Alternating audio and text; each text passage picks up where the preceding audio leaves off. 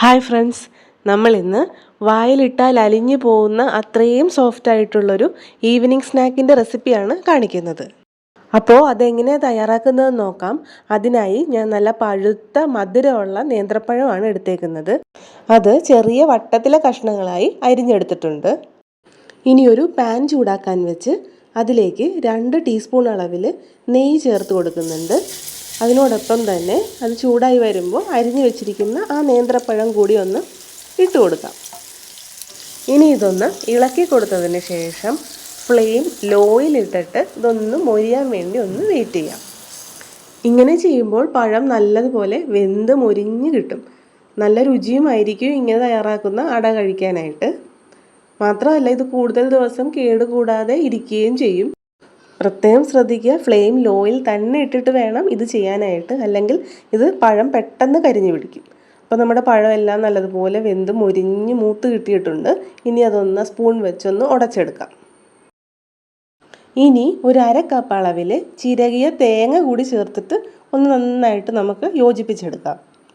എത്രത്തോളം തേങ്ങയും ഈ വെന്ത പഴവും കൂടെ മിക്സ് ആകുന്നോ അത്രയും രുചി കൂടും നമ്മുടെ ഈ പലഹാരത്തിന്.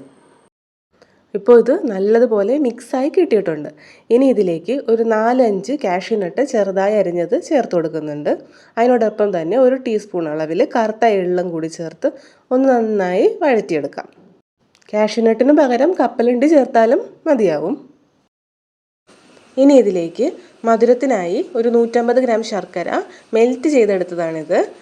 അതുകൂടി ഒന്ന് ഒഴിച്ചു കൊടുക്കാം. മെൽറ്റ് ചെയ്ത് അരിച്ചിട്ട് വേണം ഒഴിക്കാനായിട്ട്. ഈ ഒരു സമയത്ത് പഴത്തിൻ്റെ കട്ടകളൊക്കെ ആ സ്പൂൺ വെച്ച് തന്നെ ഒന്ന് ഉടച്ചു കൊടുക്കാം. അപ്പോൾ ഈ ശർക്കരയും പഴവും എല്ലാം കൂടി നന്നായി ഒന്ന് യോജിച്ച് വരട്ടെ. ഇനി ഇതിലേക്ക് ഗോതമ്പ് പൊടിയാണ് ചേർത്ത് കൊടുക്കുന്നത്. 1 കപ്പിൽ കുറച്ച് താഴെ അളവിലാണ് എടുത്തേക്കുന്നത്. 1 കപ്പ് നിറയെ എടുത്തിട്ടില്ല. അതുകൂടെ ഒന്ന് ചേർത്ത് ഒന്ന് ഇളക്കി കൊടുക്കാം. ഈ ഗോതമ്പ് പൊടി തനിച്ചുപയോഗിക്കുമ്പോൾ അട വല്ലാതെ അങ്ങ് സോഫ്റ്റ് ആയിപ്പോവും. അപ്പോൾ കുറച്ച് ഉറപ്പ് കിട്ടാൻ വേണ്ടി 1 ടേബിൾ സ്പൂൺ അളവിൽ അരിപ്പൊടി കൂടി ചേർത്ത് കൊടുക്കുന്നുണ്ട്. അതിനോടൊപ്പം ഒരു ഫ്ലേവറിന് വേണ്ടി 4-5 ഏലക്കായ പൊടിച്ചതും മധുരം ഒന്ന് ബാലൻസ് ചെയ്യാൻ വേണ്ടി 1 നുള്ളുപ്പും ആവശ്യത്തിന് വെള്ളവും കൂടി ചേർത്ത് നല്ലതുപോലെ ഒന്ന് വരട്ടി കുഴച്ച് എടുക്കാം. ഇപ്പോൾ എല്ലാ ഇൻഗ്രീഡിയൻസും നല്ലതുപോലെ മിക്സായി യോജിച്ച് കിട്ടിയിട്ടുണ്ട്. ഈ ഒരു പരുവം മതിയാവും. ഇത് ഓക്കെയാണ്. നമുക്കിനിയിപ്പോൾ ഫ്ലെയിം ഓഫ് ചെയ്ത് വയ്ക്കാം. ഇനി ഇതൊന്ന് ആറട്ടെ. ഈ മാവ് ആറിയതിന് ശേഷം ഞാനൊരു പാത്രത്തിലേക്ക് പകർത്തി വെച്ചിട്ടുണ്ട്. ഇനി നമുക്കിതൊന്ന് പരത്തിയെടുക്കാം. ഇത് പരത്തിയെടുക്കാൻ വേണ്ടി ഞാനിവിടെ വാഴയിലയെല്ലാം കഴുകി വൃത്തിയാക്കി വാട്ടി വെച്ചിട്ടുണ്ട്.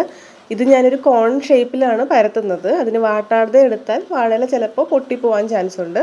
അതുകൊണ്ട് ഈ ഒരു ഷേപ്പിലാണ് നിങ്ങൾ എടുക്കുന്നതെങ്കിൽ വാട്ടി തന്നെ എടുക്കണം. ഇനി ആ വാഴയിലയുടെ അടിഭാഗത്ത് നിന്ന് കോൺ ഷേപ്പിൽ നമുക്കൊന്ന് മടക്കിയെടുക്കാം. എന്നിട്ട് ഇതിലേക്ക് വേണം നമ്മൾ ആ മാവ് ഇട്ട് കൊടുക്കാനായിട്ട്.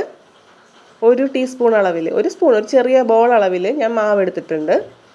അത് അതിലേക്ക് വെച്ച് കൊടുക്കുന്നുണ്ട്. സ്പൂൺ വെച്ച് വേണേൽ ഒന്ന് പ്രസ് ചെയ്ത് കൊടുക്കാം. ഇങ്ങനെ ചെയ്ത ശേഷം ഈ കോണൊന്ന് വീഡിയോയിൽ കാണുന്നത് പോലെ ഒന്ന് തല കീഴായി കമത്തിയാൽ മതിയാകും. എന്നിട്ട് പതുക്കെ ഒന്ന് പ്രസ് ചെയ്ത് കൊടുക്കുക. ഇങ്ങനെ പ്രസ് ചെയ്ത് കൊടുക്കുമ്പോഴത്തേക്കും മാവ് എല്ലാ സൈഡിലേക്കും എത്തുകയും ചെയ്യും. ആ കോണിൻ്റെ ഒരു കറക്റ്റ് ഷേപ്പ് നിങ്ങൾക്ക് കിട്ടുകയും ചെയ്യും. അതുകൊണ്ട് ഷേപ്പിനെ കുറിച്ച് ഓർത്ത് ആരും ടെൻഷൻ അടിക്കേണ്ട. കറക്റ്റ് ഷേപ്പിൽ തന്നെ നിങ്ങൾക്ക് ഇങ്ങനെ ചെയ്യും വഴി കിട്ടും. എന്നിട്ട് എക്സ്ട്രാ ഉള്ള വാഴയിലയുടെ സൈഡൊക്കെ ഒന്ന് മടക്കി ബാക്ക് വശത്തേക്ക് വെച്ച് കൊടുക്കാം. അപ്പോൾ കണ്ടില്ലേ, നല്ലൊരു കോൺ ഷേപ്പിൽ കിട്ടിയിട്ടുണ്ട്. ഇത് നിങ്ങൾക്ക് ഇഷ്ടമുള്ള ഷേപ്പിൽ പരത്തിയെടുക്കാം. ഞാനൊരു ഭംഗിക്ക് വേണ്ടിയാണ് ഇവിടെ കോൺ ഷേപ്പിലൊക്കെ എടുക്കുന്നത്. പലഹാരമൊക്കെ ഉണ്ടാക്കി വിൽക്കുന്നവർക്കാണെങ്കിലും ഈ ഒരു ഷേപ്പിൽ കൊടുത്താൽ കുറച്ചുകൂടി അട്രാക്റ്റീവ് ആയിരിക്കും. അപ്പോൾ ഞാൻ അടുത്ത ഒരെണ്ണവും കൂടി അതുപോലെ തന്നെ ഉണ്ടാക്കി എടുക്കുന്നുണ്ട്. ഇതുപോലെ ഒരു ബോൾ മാവിട്ട് കൊടുത്തതിന് ശേഷം ഇങ്ങനെ പതുക്കെ ഒന്ന് പ്രസ് ചെയ്ത് കൊടുത്താൽ കറക്റ്റ് ആ ഷേപ്പ് തന്നെ നിങ്ങൾക്ക് കിട്ടും. അപ്പോൾ എല്ലായിടെയും ഇതുപോലെ പരത്തിയെടുത്ത് വെച്ചിട്ടുണ്ട്. ഇനി ഇത് വേവിച്ചെടുക്കാനായി ഒരു ഇഡ്ഡലി പാത്രമാണ് ഞാനിവിടെ എടുക്കുന്നത്. സ്റ്റീമർ ഉണ്ടെങ്കിൽ അതിലെടുത്താലും മതിയാവും. ഇഡ്ഡലി പാത്രത്തിൽ ആവി വന്നതിന് ശേഷം മാത്രം ഇത് വെച്ച് കൊടുക്കുക. അങ്ങനെ ചെയ്യുമ്പോൾ പെട്ടെന്ന് തന്നെ എല്ലായിടെയും ഒരുപോലെ തന്നെ വെന്ത് കിട്ടും. ഇനി ഇതൊരു 20 മിനിറ്റ് ഹൈ ടു മീഡിയം ഫ്ലെയിമിൻ്റെ ഇടയിൽ വെച്ച് വേവിച്ചെടുക്കാം. അപ്പോൾ ആ ഒരു സമയമായപ്പോൾ ഞാൻ പാത്രം ഒന്ന് ഓപ്പൺ ആക്കി നോക്കുന്നുണ്ട്. അപ്പോൾ നമുക്ക് അടയെല്ലാം നല്ലതുപോലെ വെന്ത് കിട്ടിയിട്ടുണ്ട്.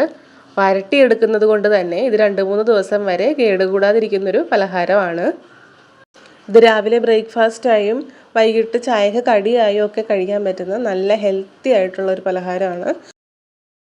ഇത് കാണുമ്പോൾ തന്നെ നിങ്ങൾക്ക് അറിയാൻ പറ്റും, വളരെ സോഫ്റ്റ് ആയിട്ടുള്ളൊരു പലഹാരമാണിത്. കുട്ടികൾക്കാണെങ്കിലും മുതിർന്നവർക്കാണെങ്കിലും നല്ല ഒരുപോലെ ഇഷ്ടപ്പെടുന്ന ഒരു പലഹാരമാണ്. നമുക്കിനി ഇതൊന്ന് മുറിച്ച് നോക്കാം. ഇതിൻ്റെ ഉള്ളെല്ലാം നല്ലതുപോലെ വെന്ത് കിട്ടിയിട്ടുണ്ട്.